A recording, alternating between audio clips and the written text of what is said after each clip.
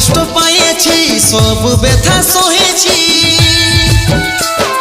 তোর বিহার দিনে কত লুকাই লুকাই কাঁদেছি শুধু তোকে খুশি দেখার কারণে অভিশাপ হয়ে আলিস জীবনে বোধহয় সুখ পাবো আমি মরণে অভিশাপ হয়ে আলিস জীবনে বোধহয় সুখ পাবো আমি